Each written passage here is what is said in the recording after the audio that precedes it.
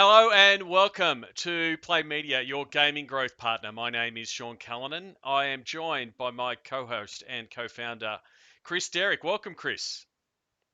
G'day, Sean. Hello, The everyone. beauty of the internet. No one knows that we've tried this intro 3 times. We will never tell anybody. Let's get stuck into the show with what caught my eye. This week, we saw Valorant Riot Games launch their First Strike tournaments around the world, and one of the things that did catch a bit of commentary in the world of esports was Riot Games coming to an agreement with a couple of major streamers to co-stream the event. Yep. Ninja and Myth are two massive streamers, and they effectively watched along the official broadcast, but they actually dragged in even more audience than the official broadcast. So it's really started, I guess, some really good conversation on what's the value of co-streaming, how esports titles, especially new ones like Valorant, can use streamers to boost audiences. If I look at some of the stats, Yep. Myth and Ninja brought in, more than the actual North American broadcasts. When you look at some of the stats, Yep. some of the opportunities there. Did you see some of the chatter around that, Chris? Yeah, I did see a little bit of it. I mean, this sort of thing has been happening for a long time in the smaller tournaments, the community casting, where it's a great way to get broadcast of games that wouldn't normally be broadcast, say, in the main channel or something. But it's had a bit of a mixed reaction. So it's an interesting one. And it's maybe worth, Sean, just explaining what's the difference between a co-stream and something like a watch party. Yeah, so a co-stream is effectively where a streamer takes the official feed and then effectively just provides their own commentary over the top of it, whether it's alongside the current commentary or completely doing their own commentary altogether. So I actually co-streamed a couple of Gravitas games earlier this year to provide a completely different point of view of like explaining the game to a new audience. So that's one way of doing it. But in this case, it was really some of the uproar was that Riot only appointed 2 streamers. They wanted a bit of a wider audience. But the Right. balance becomes, in some of the conversation then it becomes, well, hang on, what about the broadcast sponsors? How are they appeased? Yep. And then their streamer will have their own sponsors. So I think there's some real opportunity for it to drag in new audiences. And that's where brands get Yep. involved. But then I think some of those conversations around the commercial deals and protecting sponsors and reporting analytics is something that still needs to be developed.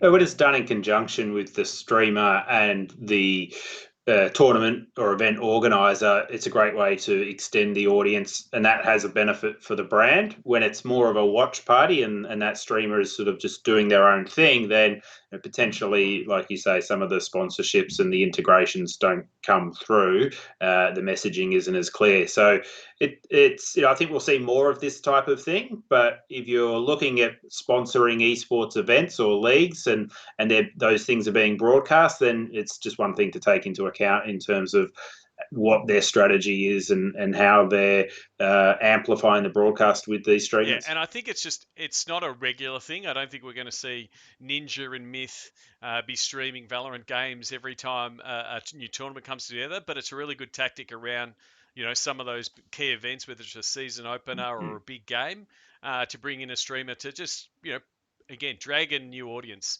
They're there to watch the streamer, and then Yeah. hey, they might start watching that game in the same way that influencers have been used in multiple platforms and Yeah. multiple industries. And I think it's a bit of a COVID response as well. A broadcast might bring in one of these guys for special comments normally, and the audience comes along with them within the official broadcast. This is a way to get around that. You can't get them in the studio or something, so you have them stream it as well. One thing we should mention as well is that what's quite unique with Twitch and live streaming on things like YouTube, Facebook as well is we have seen some examples of the different sports getting involved in this space, and the NBL have done it. The NBA have allowed streamers to co-stream some of their games in the past. We see more of the American sports in particular selling rights to Amazon and to Twitch to put games on there, and so I think there's other ways that you'll see this grow and expand more in the future, not just in gaming, but traditional sports. We see the rise of chess or poker on these platforms as well. Other games like that. There's lots of different use cases for it. And I do think that branded content, sponsored opportunity will come where you bring in a partner, you bring in a streamer, and they will provide that different point of view for your game or for your content. So I think co-streaming is something that's going to be talked about a little bit more in 2021 as a way to give variety to your audience and bring new fans to your product. Want to get stuck into the next segment. The next segment is called Explain the Game. This is where we dive in and talk about a particular video game from a marketer's point of view, get you to understand the game and how you might play, use the game, activate with the game. This week's game is Among Us, one of the hits of 2020. Chris, you want to give us a bit of a rundown of what is Among Us? Yeah, Among Us at its core is a pretty simple multiplayer game. It's a bit of a whodunit murder mystery where everyone is on a space station together and has to complete little mini tasks, and a couple of the players are imposters. Their job is to go around and kill everyone else without getting busted. And after each death, everyone comes back together and talks about it and tries to figure out who the imposter is. So it's been, like you say, one of the hits of 2020. It's really taken off in that multiplayer social space. A lot of the streamers continue to still stream a lot of Among Us, and I can talk from my own point of view. It's taken over the playground. My kids like to play it out in real life, so the real social buzz of 2020, I think. And the thing is, it wasn't a game that was actually launched in 2020. It's been around for a while, but it was really I guess the tipping point of lockdown, COVID, isolation, wanting to still get together with friends in a relatively easy manner. And it's almost attributed to the stunning growth in Discord, because most of the game is trying to figure out who is the imposter. So you get your headset on, you'll set up a voice channel in Discord while you're playing to try to figure out, like you said, who done it. And just for those that don't know, Discord is like Teams or Slack or Skype even, but really one that's focused on gamers and the one that the gamers go to first and foremost. So like you say, massively as well, and it's been tied hand in hand with Among Us. And so one of the things that caused a lot of the growth, showing a video here of Mr. Beast running a competition with a whole bunch of streamers where, PewDiePie and a whole bunch of others playing a game, playing Among Us to try to figure out who won. And he put $100,000 on the line. Nothing like some high stakes gaming to drive the eyeballs. But this was the primary reason that it got so big so quick, because the streamers were using it as a content platform, doing live streams, and then cutting up videos like this. It really shows how, we discussed last week, how the streamers can really move the needle on what is a popular game. Yep, absolutely. And then the other thing of note was AOC, Alexandra Ocasio-Cortez, as part of the US election, effectively just tweeted out who wants to play some Among Us on Twitch. And had 400,000 people watching her play Among Us on Twitch as a means, and again as a means to market to tell people to vote. So it just sort of shows you, I guess, the influence of jumping on these games at the right time can get you some real attention. Yeah, and she just put that out there on her Twitter, and then a lot of the big gaming streaming influencers all responded back, and pretty soon she's playing with Pokimane. We've talked about her in the past, one of the biggest female streamers in the world. A lot of the other top Among Us streamers at the time all playing with AOC, listening to her spread her message of getting out and vote and registering. So one of the things we like to do in this segment is go through the Play Media Playbook. Some of the options for brands. Are there options for brands to get inside the game, Chris? Not at the moment. Like you say, this game's been around for a few years, but really only took off this year. We haven't seen too much sort of in-game stuff, but we know they're working on new maps. Who knows what sort of options that will come along down the line. So will Among Us become an esport? Look, I don't think so. It's not really geared that way. There sees some competition amongst the streamers about who's the best and who can always win as being the imposter, but I don't think it will take off in any sort of I think competitive just scene. like that video, it's more of a gimmick to create a cool video as Yeah. far as someone is going to win a little bit more. But yeah, it's not really an esport as such. Can you get? Is there ads in the game? Can you get some ads in the Not, game? not, not at the moment, no. Streaming is obviously one of the criteria. We look at the playbook. Yeah. This is like tick tick tick. This is all about streaming, isn't it? From Among Us. Yeah, and there's not so many sort of offline or bespoke events happening, but we are seeing brands put on their own events utilizing streamers. So, last week here, one of the computer manufacturers had a stream night where they invited a bunch of their stream team and some other streamers to come on board, play the game to their audiences for a few hours, all brought to you by that gaming Yep. brand. And I think that could easily extend out into other non-gaming brands across lifestyle, fashion, food, what have you. That's a really great way to use Among And Us. then the thing is, from events, I mean, other than your kids playing in the playground, there is real Yeah, opportunity for these online events, like we saw with AOC, like we see with yeah, Mr. Beast, yeah. to have these stream nights where you bring people together. And it is the type of game that you could see people, being in an esports venue, cheering it on, yelling out, because it's like a modern day pantomime. Like it's like, no, you could hear the people screaming out, who's the imposter? So it does make for that really good viewing experience. But it is a pretty low entry game. Like the skill is in your cunning and your ability to convince people that you're not the imposter. So it's not about how skilled you are mechanically with the keyboard and the mouse. So I think for brands that are using influencers across other categories, sport or music or other celebrities, getting them involved if you want to do stuff in gaming is a really great way as well to use Among Yeah, Us. exactly. Like we might reach out to the comedy festival. It's a great one to get a couple of comedians that play games, Yeah, to have a bit yep, of banter backwards and forwards. It would be a great way to activate and get people, around either a brand or coming to an event. And IP wise, we're starting to see Among Us sort of seep into fashion and a few different designs and a few different things, but it's sort of slowly yeah. slowly happening. Well, yeah, I mean, one thing I'd probably say is that what they've done really well is their social media around the launch and around how they've then engaged with people. I think that you're right, that'll start to lead into some IP usage. What I should just do is just give a plug to Play Media's Discord channel. If anyone wants to jump on board and come and play some Among Us with Sean and I, we're happy to show off our excellent gaming skills. Yes, excellent. In air quotes there. But you're right. It's exactly what it's built for. So that allows me to hit the transition button and go to the big question, where we Yeah. tackle a big topic that media and marketing executives will be facing around the world of gaming.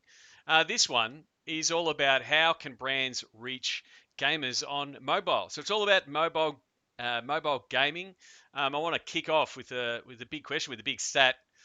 Recent studies: 57% of Australians now play games daily on their mobiles, and it's always the one that brings more people to the equation when you say who considers themselves a gamer. When you've got nearly 60% of Australia playing games, it becomes a really wide and diverse market, doesn't it?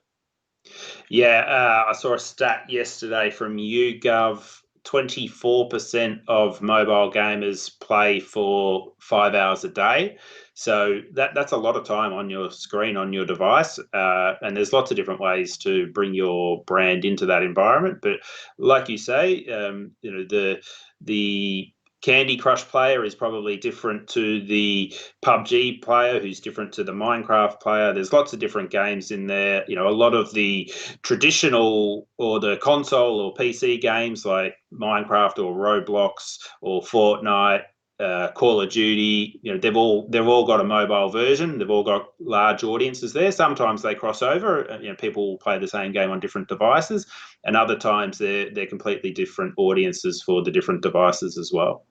And I think mobile games is a really good way to describe and a real important segment. Like, from a play media point of view, people say we want to get into video games, and they Yeah, come with a preconceived idea that it is consoles. Oh, it's PlayStation, it's Nintendo, it's Xbox, and then other people go, oh, hardcore gaming, it's PC, and a lot of the time they completely forget about the mobile game, landscape, and Yeah, nearly 60% of Australians are playing mobile games, and so yeah, it's got a game for everyone, across multiple platforms. The audience, we've discussed different types of audiences before. The audience is far more diverse in the mobile gaming space, both from an age point of view and a gender point of view. yeah, And then the other thing I think that I like and I think is attractive from a marketer's point of view is there's a lot more ad options in the mobile gaming space, because a lot of the mobile games are powered by freemium.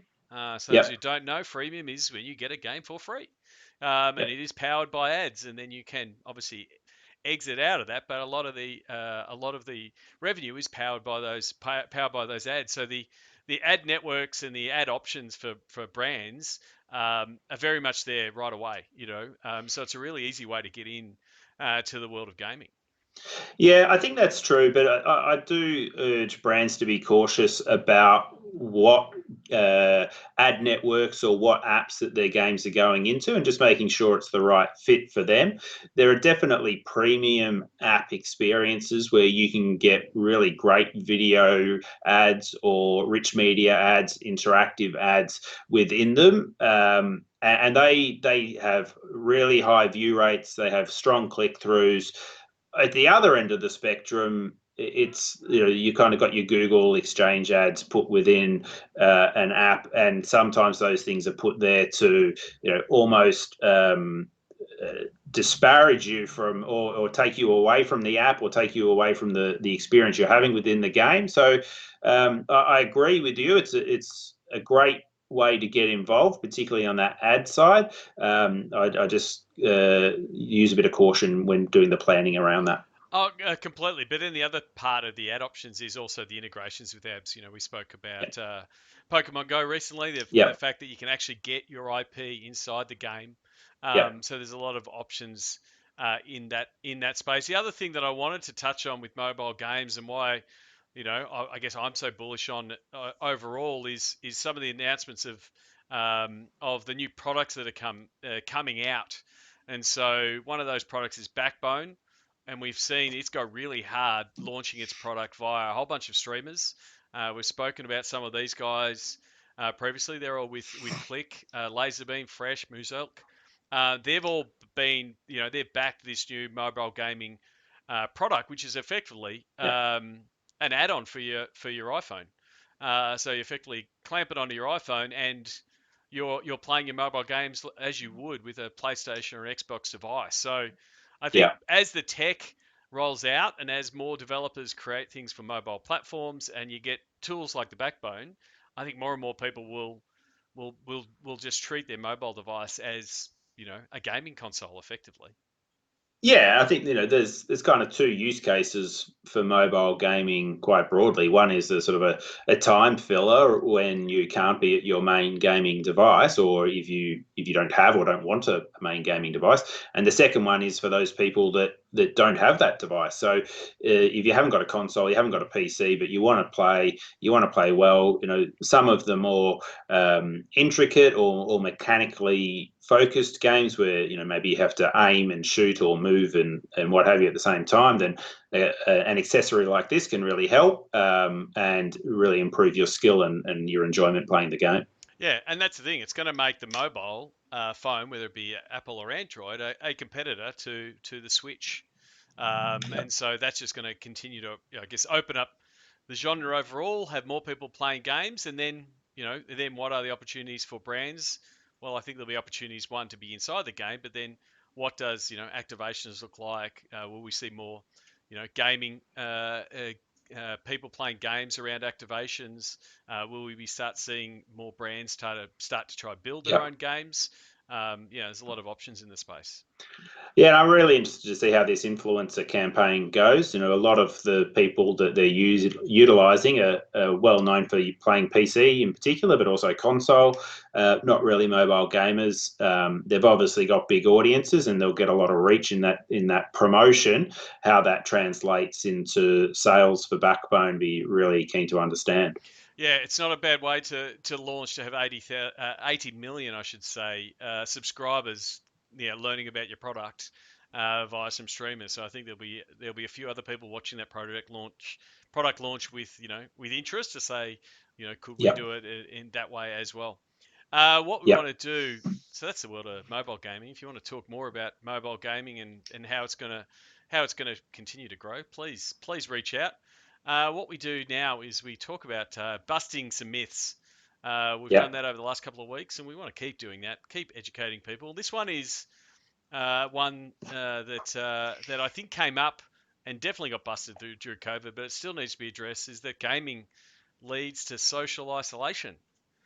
Um, what are your thoughts? Yeah. You've heard that one, Chris, to say don't let. Yeah, I think it's one of those long-standing, misguided cliches about the gamer. Is it's the teenage boy in the dungeon all alone, and certainly when we were growing up, the only way you played multiplayer games was to have your friends come around and or your siblings and all be sort of all plugged into the same device. But these days, most games are online, and a lot of the socialization that happens with the gamers is happening online. And so it's totally a myth. Any gamer you talk to will say that they're incredibly social, just as social as anyone else, and they love to play online. They Yeah, love to play with their friends. and the thing is, you've got the evidence of like a game like Among Us that is Yep.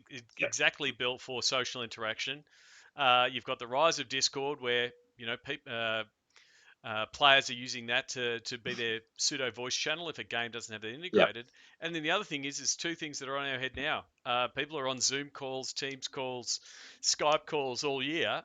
Just take notice Yep. how many times people are not wearing the daggy office headset. Everyone's upgrading to a gaming headset, and it's got a microphone. Yep. It's just not just the headphones. Because more people are Yeah. talking while they're playing games. Yeah, and anecdotally, I'd say to anyone who's watching, who's got kids, teenagers or younger, they've got their friends online and they're playing with them. Some of them are the friends from school or the neighbourhood or their sports team or what have you, but others are friends that they're making online as well. Now, obviously, for younger kids, you want to keep an eye on the safety of that, but this is how this generation is growing up in this completely digital environment, and it's completely second nature to them to play these games in a social way like this. Yeah, and and it just changes. People are changing, passing on their gamer names or their Discord names as opposed to their phone numbers. So the communication is still definitely happening. So gaming does not lead to social isolation. Another myth busted. Um, Lastly, Play Media Insights. Well, I'll look at a couple of things that are happening in the world of gaming and video games this week. Each week, Yeah. you can get the email Play Media Insights. If you go to weareplaymedia.com, you can sign up for that email. But one of the things we Yeah. wanted to talk about this week really can't avoid it. We're recording this on the launch day of Cyberpunk Yeah. 2077. Why are gamers super excited about Cyberpunk, and why should brands know about it? Look, I mean, the hype is real on this one. 8 years in the making. I think even back to PAX 2018 and the queues around the booth just to be able to see some of the gameplay footage of Cyberpunk were probably some of the longest queues at the whole event. It's been delayed a number of times. It was meant to come out earlier in the year, and 3 or 4 times it's been pushed back due to the development issues around COVID and other things. Highly anticipated, open world, real play RPG game. And like you say, we're on launch day. I checked in on Twitch just before we started filming. Over 1.1 million people watching 1,000 on YouTube as well. It will definitely be the most hyped game throughout the rest of December and the Christmas period.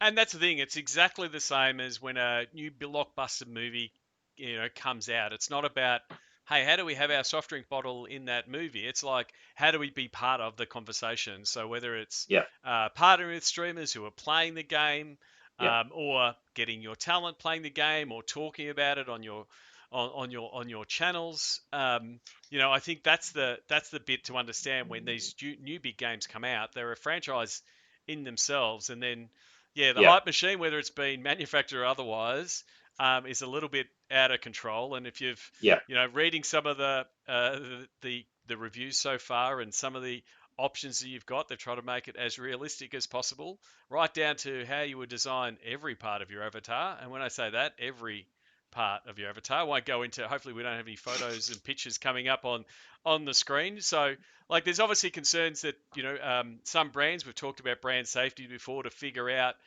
whether they should be involved, or how they would leverage something like Cyberpunk 2077. What do you say to that around that piece? Look, I mean, I think I just go back to the streamer piece Yep. for a minute and talk about you talk about like the hype of a game like this. There are a lot of streamers that will be engaged by the publisher to stream a game when it launches. Cyberpunk is such a big, hyped up game that even those that haven't got those deals will be streaming it. And so, whether you're using those streamers, whether you're trying to do something directly with the publisher, it's a great way to get involved. And it doesn't necessarily need to be doing things in game. We've seen some fashion brands doing some stuff, putting the Cyberpunk IP onto apparel. That's a really great option for the fashion and lifestyle brands. There we see lots of collaborations with trainers. I saw a recent Nintendo Super Mario one. Can easily see something like Cyberpunk happening there.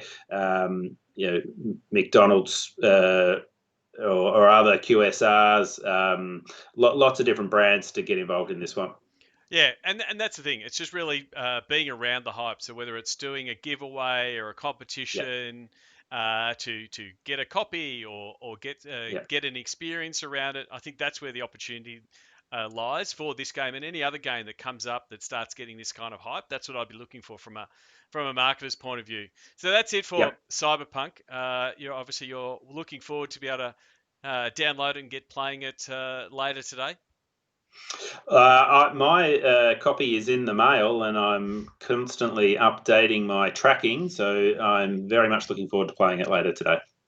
And then the other thing that I wanted to sort of bring people's attention to was an acquisition. We're seeing a lot of acquisitions in the tech space, Salesforce buying Slack, and the aggregation of communities being acquired by big companies. This one caught my eye, which was Microsoft acquiring SmashGG. So Yep, SmashGG is an esports, grassroots esports gaming platform. Allows you to organise tournaments and set up schedules to run your own effectively grassroots esports. And so it gives Microsoft some real options to really dive in and tackle that grassroots scene. And yep, we've seen brands actually use SmashGG to run their own branded tournaments across yep, multiple titles. So I think yep, it's exciting. I mean, some of the competitors for SmashGG would be Battlefy, Faceit, Mogul, and even in essence a big player like ESL that run those kind of the grassroots leagues. It's just going to yep. give Microsoft even more access to gamers that they've got from consoles to games, and now they can reach grassroots gamers. Yeah, and they obviously own the Xbox, and that's got a massive user base across lots of different console games. They own Minecraft as well. We've talked about the popularity of that across lots of different devices. So it'll be interesting to see if they try to integrate or create some esports around Minecraft. But what sort of competitive options this adds to things like Xbox games as well, or do they keep it completely separate? Who knows? It's a really interesting one to see what happens. So that's it. We've got through the episode. We haven't had any internet issues. This is where we get to the awkward ending. We've had this is episode 4, and every time we've stuffed up the ending. So We try not to jinx it, and I'm trying to stretch it long enough. Hopefully, Chris's internet's still working. Chris, how can people reach out to you on the internet? What are the best platforms? Always open to emails, chris@weareplaymedia.com. Get me on LinkedIn, Chris Derrick, or tweet at me. I am Chris Derrick. That's the way. And yeah, send us a message. I'm Sean Callanan on Twitter. Sean at weareplaymedia.com. Reach out to us on LinkedIn. We're sharing some of the snippets of these episodes on our LinkedIn, and also please join our Discord. We'd love to see you there. What we have been doing is some of the insights, some of the things, some of the trends that we're seeing that we're talking about on this show. We are putting into our Discord, sharing on the different channels around gaming, around esports, and the like. So please join us at We Are Play Media. Until next week, my name is Sean Callanan. I'm Chris Derrick, and I think we nailed that. Oh, there we go. That's definitely a quote we're going to use going forward.